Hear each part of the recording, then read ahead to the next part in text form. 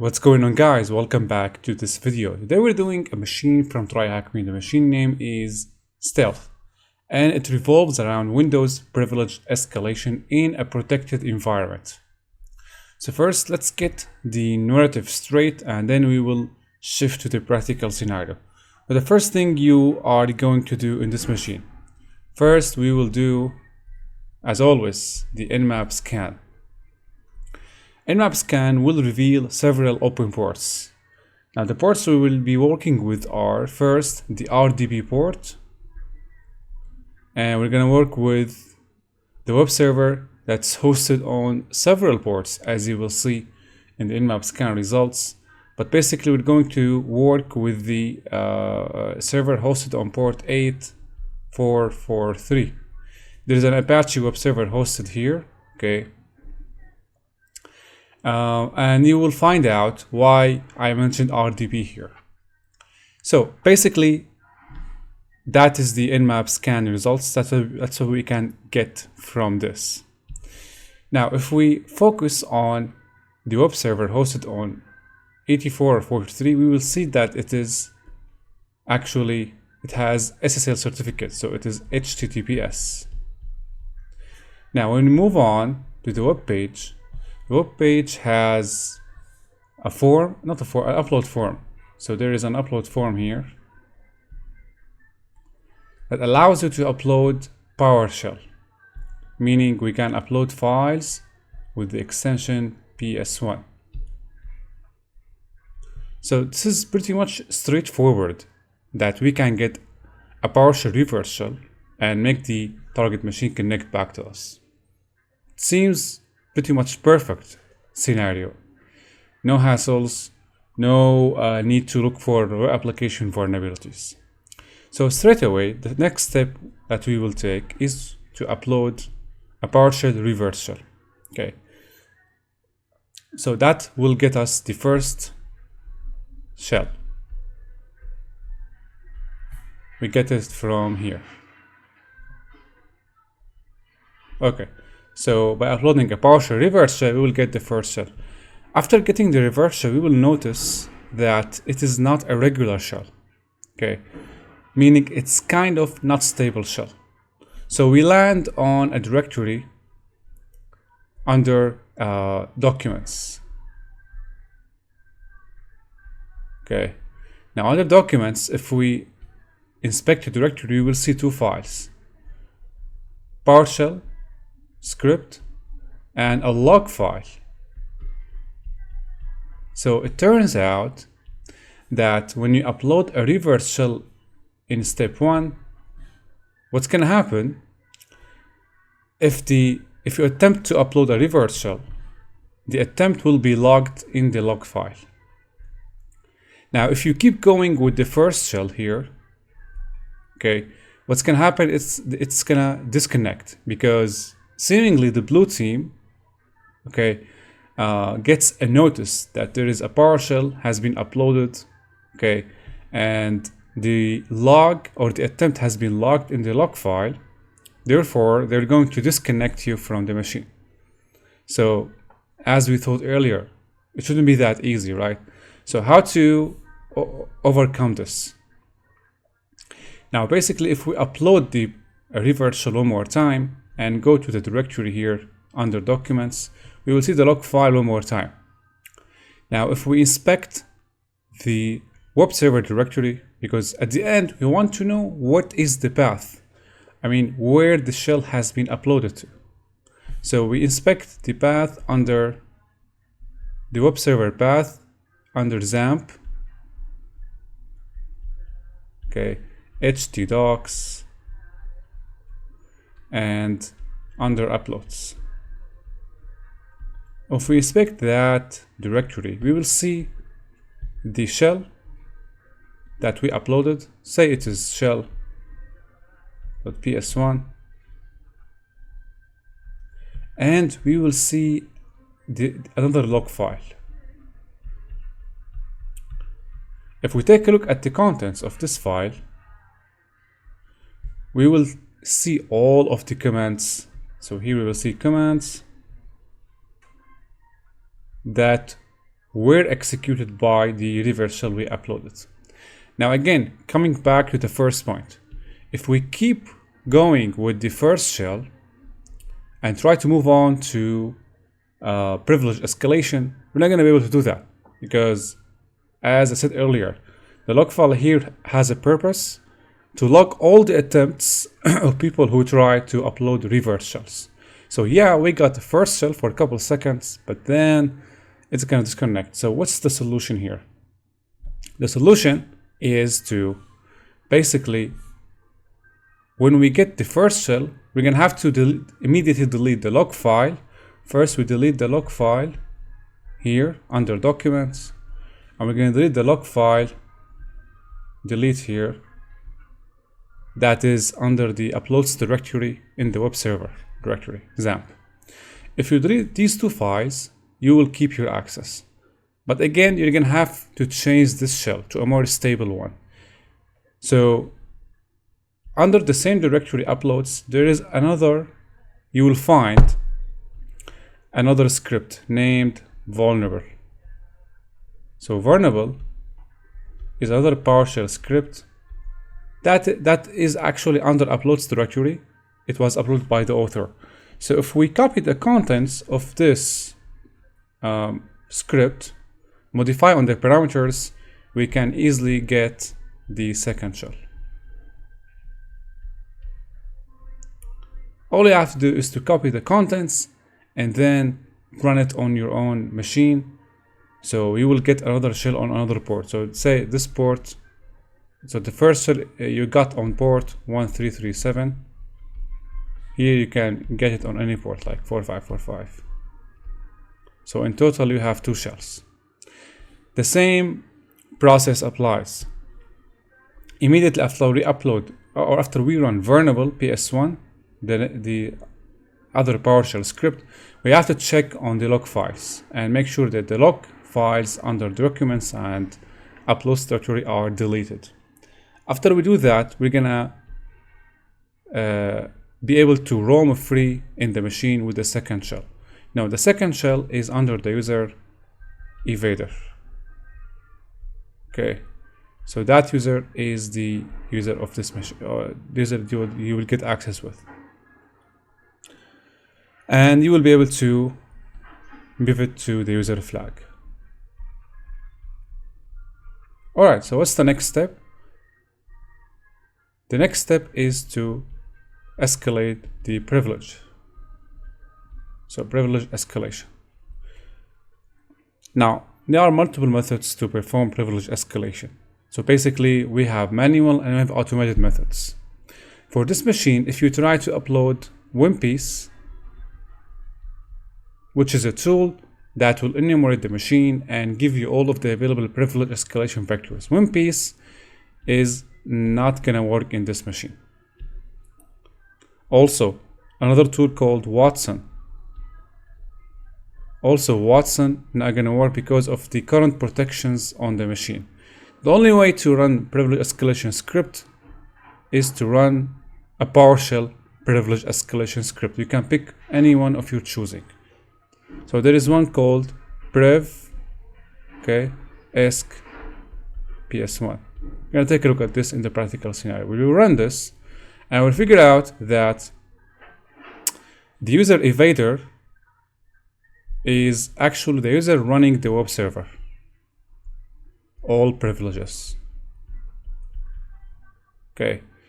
Now, what does that mean? It means that the user evader has complete control over all the processes controlling and spawning the web server on all ports that we discovered earlier. But weird enough, when we try to launch whoami, okay, /priv for the user evader, we get a list of privileges that don't align with the output we got from the privilege escalation script. The script here is telling us evader has complete control over the web server processes. But in the privileges under whoami, we get only 2 privileges. And doesn't look like there is consistency between the output of the privilege escalation script and the output of the whoami/priv command. So what we're going to do, or what we did, this comes as step 5. We upload a web shell. The web shell is going to be uploaded to the web server directory. Okay, so if we upload the web shell, and if we are successful, we're going to be able to control the web shell from the web browser, issue commands as evader. So why are we doing this? Because we want to make sure that we take advantage of the fact that evader has complete control over the processes running the web server. We want to have that because obviously the tool is telling us to do that. So the only way is to do that is to upload a web shell and to the web server directory, and basically the web shell can be accessed on port 8080. Because as you will see in the Nmap scan, there is another port running, or another web server running on port 8080. Basically, the web server runs on port. First, we have 8443, and we have 8080, and also there is 80, and also there is 8000. All of these processes run a web server, basically.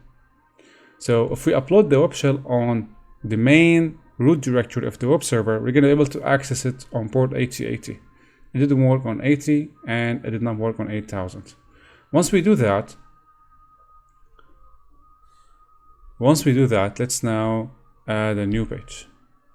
So once we do that, from the web shell, from the newly instated web shell on port 8080, if we issue the command whoami/priv, you will see that the user evader can or has impersonate privilege.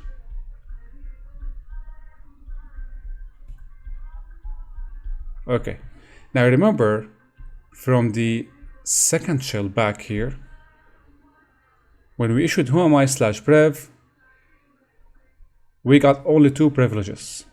So the output you will get from this command when you launch it from the second shell will be very different from the output that you will get when you launch it from the web shell we uploaded. Why? Because now we are controlling the user evader right from the web server. Okay. All right. So how to exploit impersonate privilege for escalating to unit authority system? Multiple methods. The first one is juicy potato. We covered this before. The other one, rogue potato. Also we covered this. And there is also another one which is EfsPotato.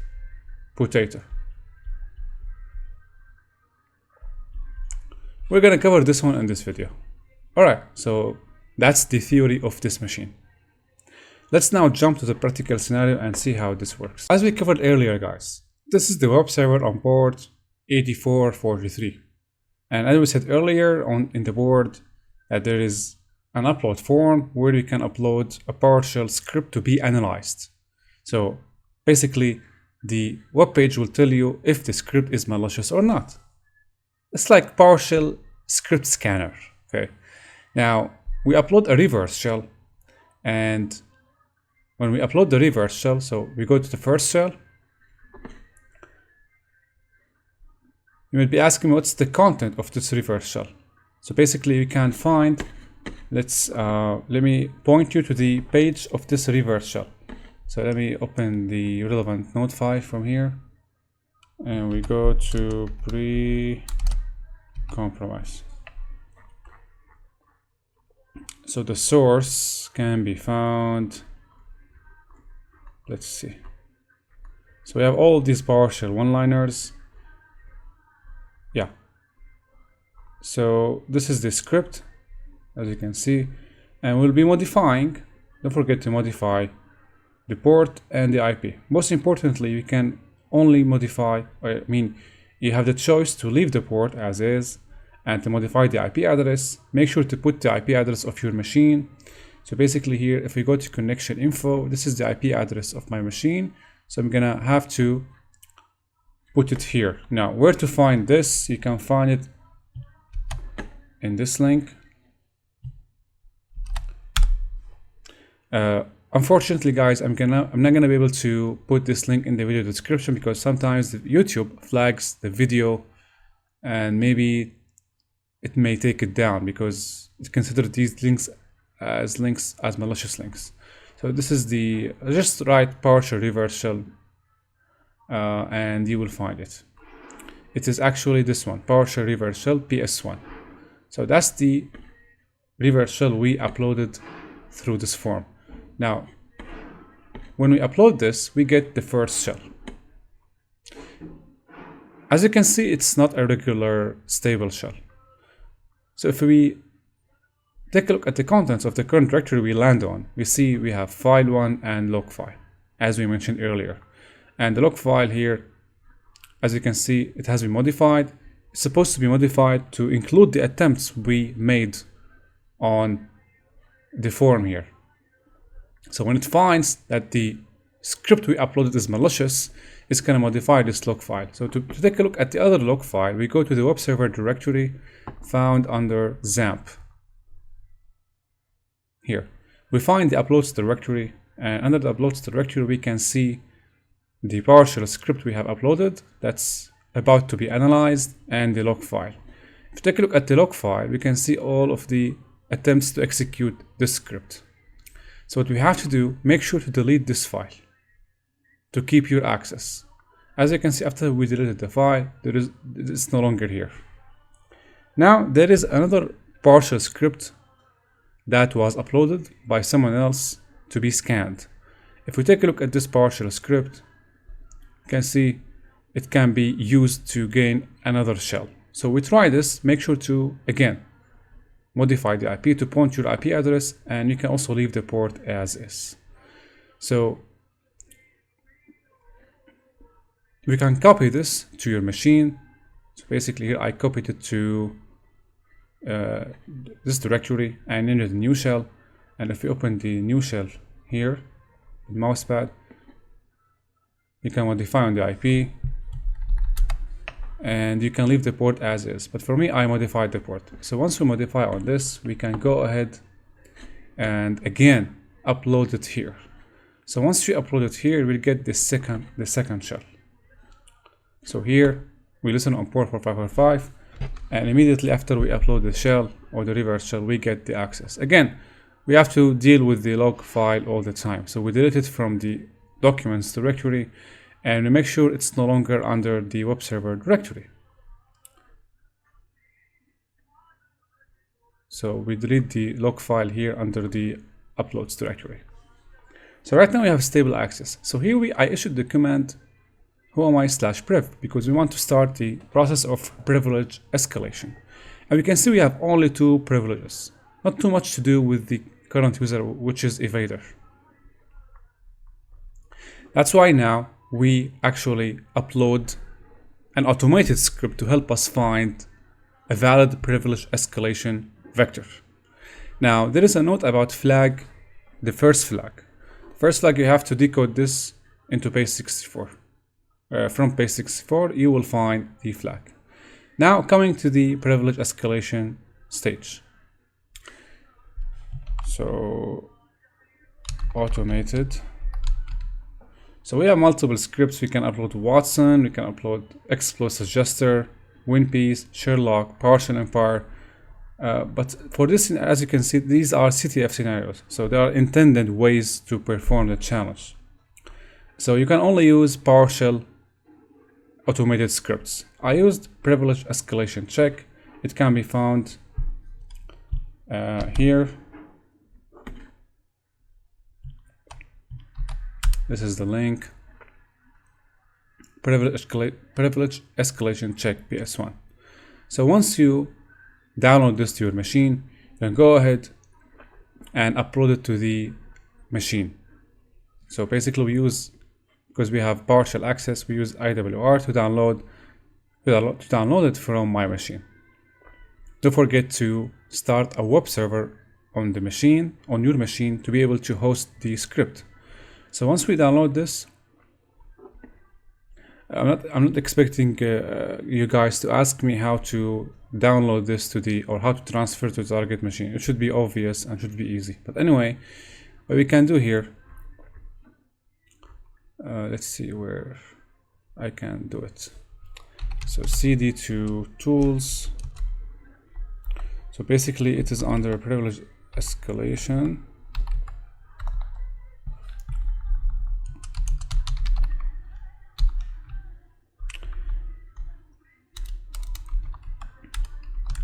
So this is the directory of the script, cd to the directory, and from here we're gonna download this. So python 3-m, that's how you will start the web server. Next, issue this command to download it to your machine, making sure that this IP points to your machine and this is the port the web server is running on, -o privilege escalation. So we run the script using this command. That's how it is run. First, we perform basic checks using this command, and if we don't find enough vectors to perform the escalation, we can turn to extended checks using the extended keyword. So first we run a basic check, and as you can see, this is the output. Now let's go over the output. First we see information about the machine, the groups, the users, and then we start to list all of the processes or the usage on this machine. As you can see, we can check based on the category and the name. So obviously it is checking the machine against certain privilege escalation vectors. First, user privilege, what can be found from the user privilege. And as you can see, the status is informational, not vulnerable. Scrolling down, user environment variables. Is there anything to take advantage of? As you can see, the status is nothing. That's how we interpret the output of this tool. Scrolling all the way down, we have something that is unique.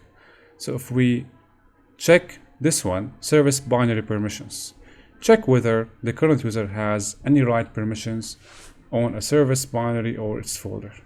And we can see there is a vulnerability here. The status is high, and it is on the Apache server. So to take advantage of this, we're going to have to run as evader on the web server. So what we do here, let's skip the rest of the output.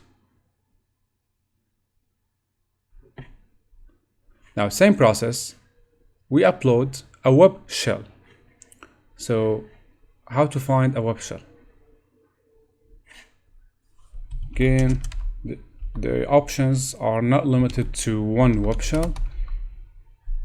So, but you cannot use one-liners. You need to use a complete full web shell to be able to execute system commands.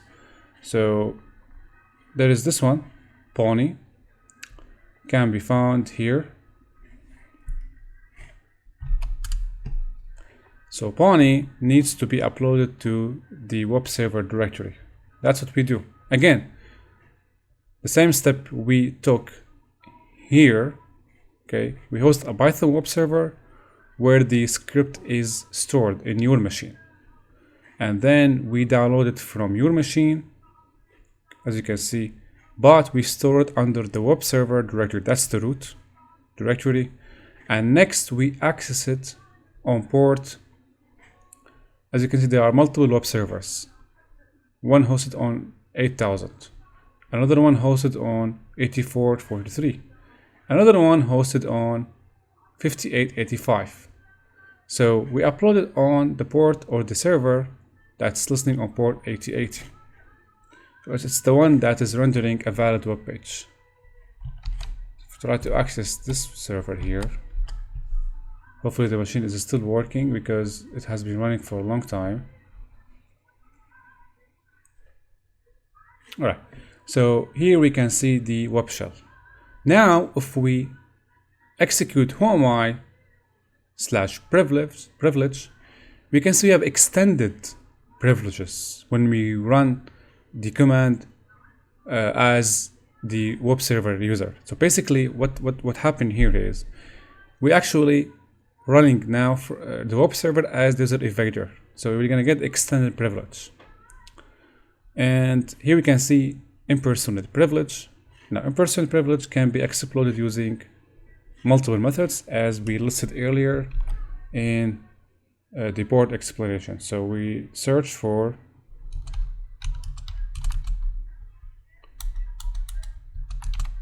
okay, so juicy potato, we covered this before. We covered also rogue potato. Print spoofer, we also covered print spoofer previously. Now we're gonna cover EfsPotato. So this is the link and it has all the instructions. Now basically here, first step is to transfer this to the machine. So we do that from the Webshell because the Webshell is more stable. So we use curl to download the script from my machine, right? And we store the script under the web server directory. And next we need to compile it. So these are the instructions to compile the exploit.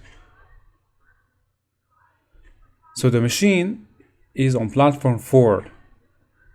As you can see, first we tried this command, but it failed because there is no directory named v3.5. So we changed the version of the version of Net Framework is different than 3.5.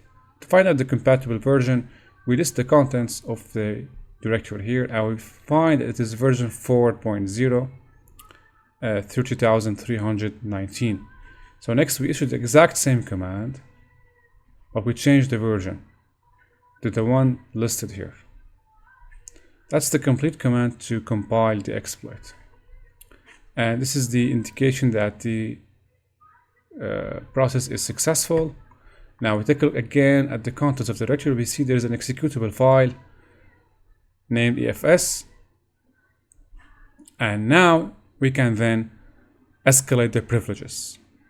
So the way to go is execute the compiled version with the command you want to execute on the machine. For example, if I want to see who is the user, we can execute EFS, who am I, and we are net authority system. So all the commands executed by the tool will be executed on elevated mode, meaning they will be executed as the system user. So we take advantage of that and we add a new user to the machine for persistence purposes. So the user added here, as you can see, added a new user named Pawn. But for compatibility reasons with Microsoft recommended password policy, I got several errors. The password that worked, this one, numbers and one lowercase and one uppercase letter. So we execute this command. First, as you can see, we add the user Pawn to the machine using this command, and two double ampersands for command chaining. Executing another command, we add the user Pawn into the administrators group. So once we get an indication that this is successful, we can then log in as the user Pawn to the machine. So remember from the earlier that the RTP port is open. That's why I mentioned it at the very first from the Nmap scan. So we go back here to the machine and we use Remina, and here we put the server IP address, the username and the password you found or you typed here. Just you connect and you'll be able to log in as administrator to find the flag. So guys, that was it. I hope you enjoyed the video and I'm gonna see you later.